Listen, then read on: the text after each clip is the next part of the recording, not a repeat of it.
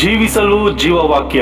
ಆದಿಯಲ್ಲಿ ದೇವರು ಆಕಾಶವನ್ನು ಭೂಮಿಯನ್ನು ಉಂಟು ಮಾಡಿದರು. ಪ್ರಿಯರೇ, ಈ ಆದಿ ಎಂಬ ಪ್ರಾರಂಭವು ಯಾವ ಸಮಯದಲ್ಲಾಯಿತು ಎಂಬುದು ಯಾರಿಗೂ ಗೊತ್ತಿಲ್ಲ. ಇಲ್ಲಿ ಪ್ರಾರಂಭದ ಸಮಯ ಪ್ರಾಮುಖ್ಯವಲ್ಲ, ಬದಲಾಗಿ ಅದರಲ್ಲಿರುವ ಸತ್ಯ ಮುಖ್ಯವಾಗಿದೆ. ಸೃಷ್ಟಿಯಲ್ಲಿ ದೇವರನ್ನು ಬಿಟ್ಟರೆ ಬೇರೆ ಯಾವುದೂ ಶಾಶ್ವತವಲ್ಲ.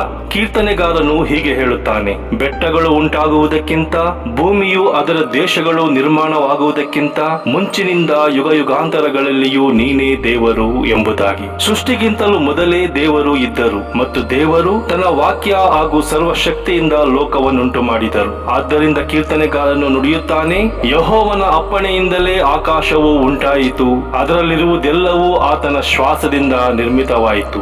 ಆತನು ನುಡಿದ ಮಾತ್ರಕ್ಕೆ ಸಮಸ್ತವೂ ಉಂಟಾಯಿತು, ಆತನು ಆಜ್ಞಾಪಿಸುತ್ತಲೇ ಸರ್ವವೂ ಸ್ಥಾಪನೆಯಾಯಿತು. ಆದಿಯಲ್ಲಿ ನೀನು ಭೂಮಿಗೆ ಅಸ್ಥಿವಾರವನ್ನು ಹಾಕಿದಿ, ಗಗನ ಮಂಡಲವು ನಿನ್ನ ಕೈಕೆಲಸವಾಗಿದೆ.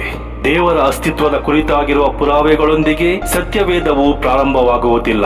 ಅದು ಕ್ರಿಯೆಯಲ್ಲಿರುವ ಆತನನ್ನು ಪ್ರಸ್ತುತಪಡಿಸುತ್ತದೆ. ಆತನ ಕ್ರಿಯೆಗಳೇ ಆತನ ಅಸ್ತಿತ್ವದ ಬಗ್ಗೆ ಮಾತನಾಡುತ್ತವೆ ಮತ್ತು ಆತನು ನಿರ್ಮಿಸಿರುವ ಕಾರ್ಯಗಳ ಮೂಲಕ ಆತನು ಯಾರಾಗಿದ್ದಾನೆ ಎಂಬುದನ್ನು ನಾವು ತಿಳಿದುಕೊಳ್ಳುತ್ತೇವೆ.